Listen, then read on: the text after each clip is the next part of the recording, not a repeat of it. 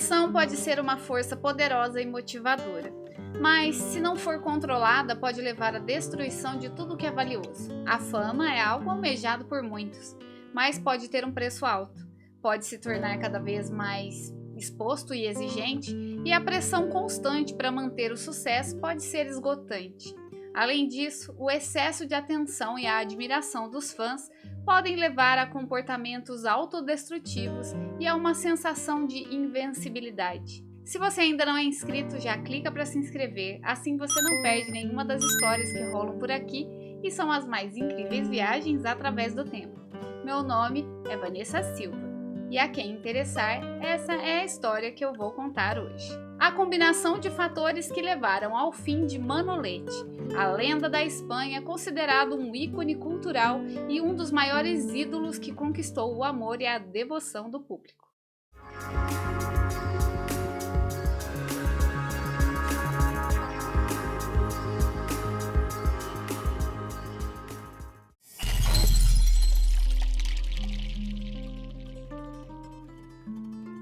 Manuel Laureano Rodrigues e Sanches, que para os amigos era Manolo, para a imprensa o monstro, e para o público delirante de 3 continentes, Manolete, o maior toureiro do mundo. Mostrava-se de uma eloquência fora do comum.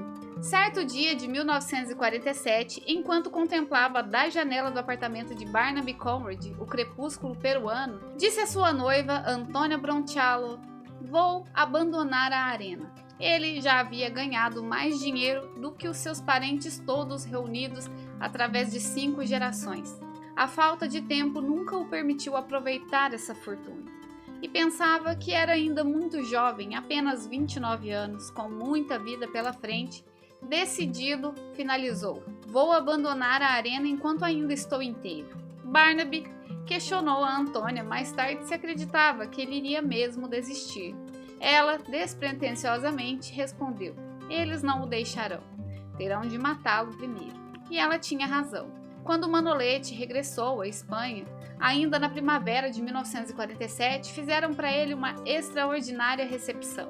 Segundo os jornais, ninguém desde a época dos conquistadores havia levado com tanto êxito as glórias da Espanha ao Novo Mundo, que é como era chamado o continente ocidental. E quando o ouviram anunciar a sua intenção de deixar as arenas, decidiram matá-lo. Para os espanhóis, a tourada é vista como uma forma de arte e expressão cultural. Tem muitos fãs. Também tem um significado econômico importante para o país.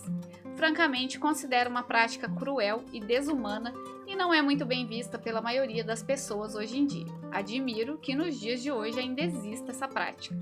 Em 1947, apesar de já haver alguns poucos críticos, era considerada uma forma de entretenimento muito popular.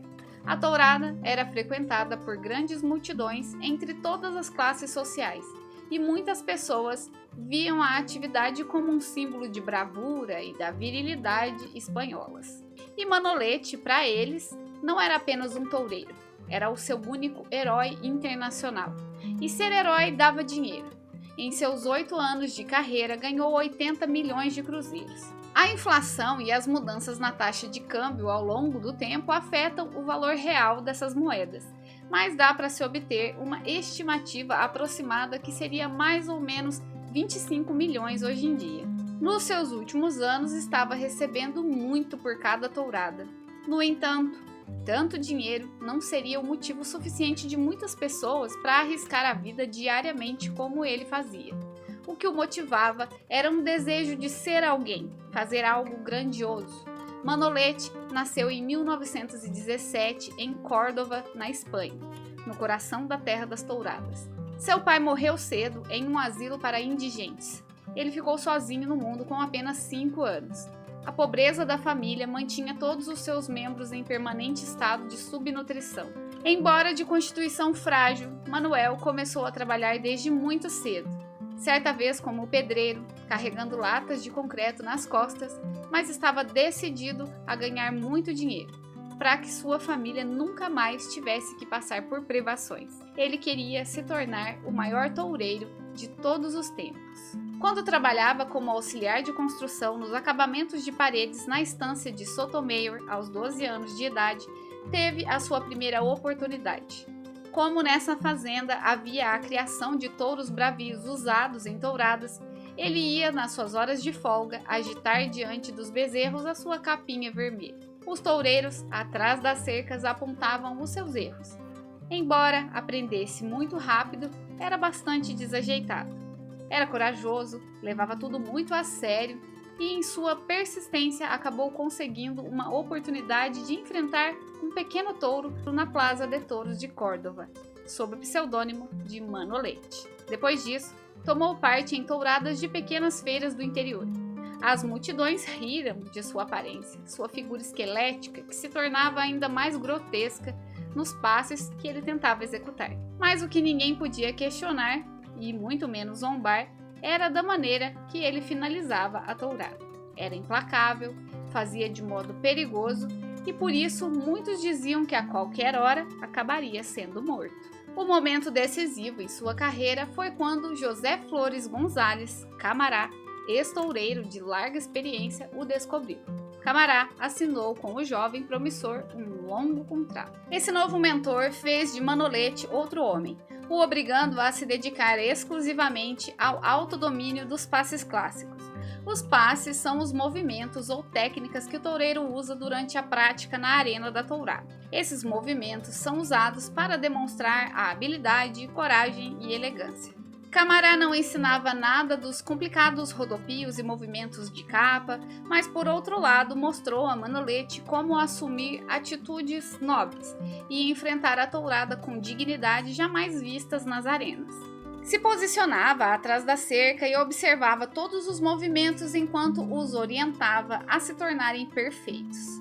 Não demorou muito para que as multidões começassem a ver Manolete como um grande artista. Ele era o mestre no passe Verônica, que é o movimento mais característico que pensamos quando queremos imitar um toureiro. Ele segura a capa vermelha com as duas mãos e conduz o touro enquanto ele corre na sua direção. A capa na mão de Manolete parecia ter vida própria. A graciosa movimentação e a naturalidade com que se esquivava da investida davam ao público o espetáculo emocionante que buscava. Seu semblante sempre sério e despreocupado realçava o efeito produzido, criando uma atmosfera de tragédia toda vez que pisava na arena. Camará havia transformado um garoto bobo em um gênio. O primeiro ano de Manolete, sob a orientação de Camará, foi um sucesso, o segundo, sensacional. Em 1939, subiu à posição de mais alto nível alcançado por um toureiro na hierarquia da prática, passando a combater em touradas mais difíceis. Daí em diante, a sua ascensão foi vertiginosa. Em 1946, Manolete já era o rei dos toureiros. O México ofereceu quantias jamais ofertadas a outro como ele para que fosse se apresentar por lá.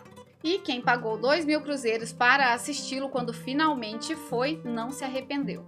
Nesse dia, ele estava sendo retirado da arena após perder os sentidos, quando tudo ainda estava na metade. Foi então que ele voltou a si antes de chegarem à enfermaria, se desvencilhou das pessoas, foi cambaleando até o centro da arena, fez o que tinha que fazer e caiu novamente sem sentidos. Após se recuperar desse episódio, fez várias apresentações pelo México e América do Sul. Atuou em Lima, no Peru, completamente exausto. A maior parte dos toureiros se pouparia de encontros sociais após os embates, mas Manolete não fazia isso. Para ele, o mais importante era preservar a sua reputação. Ele descansava de seus embates na aglomeração da Plaza de Madrid. Mas essa máquina foi se desgastando. Com apenas 29 anos, parecia muito mais velho do que isso. Abusava de bebidas e já não era mais o mesmo de antes. Seus embates estavam sendo muito mais trabalhosos para ele. Certo dia, ainda no Peru, saiu da arena com lágrimas escorrendo pela face. O próprio Camará já achava que havia chegado a hora de Manolete encerrar a carreira. Porém, no regresso para a Espanha, ao anunciar a intenção da aposentadoria, o povo foi impiedoso. Passou a ser alvo de muitas críticas e o povo que o idolatrava passou a lhe direcionar o maior linchamento social. Diziam: Manolete, você não seria capaz de enfrentar um robusto camundongo que lhe surgisse à frente no banheiro. Enfim, Manolete era orgulhoso demais para desistir diante de tais críticas. Resolveu então oferecer ao público uma última temporada, desta vez enfrentando os maiores touros da Espanha. O povo queria um espetáculo, ele não lhes daria menos do que isso. A primeira exibição foi em Barcelona, onde os críticos disseram que nunca o haviam visto com maior esplendor. Depois foi a Pamplona, com uma apresentação ainda melhor. E então, no dia 16 de julho, Manolete foi ferido em Madrid. Não foi um ferimento tão grave, mas ele deveria mesmo assim ter parado para se recuperar, o que muito pelo contrário, ele escolheu voltar à atividade muito antes do que deveria. Seu medo, claro, o julgamento do público, colocar a sua qualidade de toureiro número 1 de toda a Espanha em questão. Chegou então o dia 27 de agosto, marcado para a realização do encontro em Linares. Era imprescindível que Manolete brilhasse aquela tarde. Primeiro, por estar perto de sua cidade natal, e segundo, por participar do mesmo programa de Luís Miguel Dominguín, o jovem promissor e candidato a sucessor de Manolete. E de certa forma, Manolete realmente brilharia naquele dia. Sua primeira participação não foi excepcional, mas a multidão aplaudiu freneticamente. Depois veio o jovem Dominguín, de apenas 20 anos. Para ele, esse dia também era muito importante. Pretendia desbancar o antigo mestre em sua própria província natal e assim mostrar ao público quem era o novo rei das arenas. Dominguín iniciou seus graciosos movimentos sob gritos alucinados do público. Sua apresentação só comprovou que realmente o lugar era dele. A superioridade a Manolete era evidente. Depois disso foi a vez da segunda participação de Manolete. Ao ver o touro que ele enfrentaria, Camará o alertou que ele guinava muito para a direita, que ele se mantivesse em estado de alerta. Manolete certamente nem ouviu. Queria oferecer ao público a melhor atuação de sua vida e foi magistral no que fazia. Executou várias verônicas perfeitas e clássicas. A cada uma delas, os chifres passavam mais perto do seu corpo. No último movimento, o pescoço do touro o acertou e esteve a ponto de perder o equilíbrio. Na sequência, ele executou vários movimentos perigosíssimos aos quais a multidão gritava "não, não". Executou também a sua mais famosa e característica proeza, onde encarava o público enquanto o touro avançava para cima dele. Nesse ponto, as pessoas já estavam sem voz de tanto gritar e aplaudir. Encaminhando-se para o fim do ato, quando muito próximo de Manolete, o touro deu aquela guinada para a direita a qual Camará o havia alertado. Nesse movimento, mergulhou profundamente um dos chifres na virilha de Manolete e o suspendeu no ar, sob o olhar de milhares de pessoas, preso ao chifre para em seguida ser atirado com violência no chão. O touro ainda o golpeou umas 2 outras vezes, o socorreram rapidamente e ele ainda chegou a voltar à consciência por alguns momentos. Camará disse a ele, nesses momentos de sobriedade, com lágrimas nos olhos, o quanto ele havia sido esplêndido e o melhor do dia. Manolete sorriu e se reclinou na cama. Na manhã seguinte, estava morto. As pessoas exigiram mais e mais, cada vez mais, até que o que sobrou foi oferecer a sua própria vida. E aqui chegamos ao fim de mais uma história. Afinal, o que tirou a vida de Manolete? O público que nunca estava satisfeito? O ego dele próprio? Ou teria sido afinal a vingança dos pobres touros? Um karma? Fato é que talvez ele tenha conseguido o que almejava, nunca ser esquecido. Mesmo que para isso tenha perdido o bem mais precioso que era a sua vida. Existem momentos em que precisamos saber a hora de parar. Essa história faz parte das 50 contidas no livro Catástrofes, Desastres e Aventuras que Comoveram o Mundo, que é um livro de 1965, onde cada história é contada por um autor diferente. E todas são um conjunto das seleções da revista Reader's Digest. Não se esqueça de se inscrever, deixar o like e comentar o que achou dessa história, que tudo isso nos ajuda demais. Confira também os vídeos curtos que agora postamos.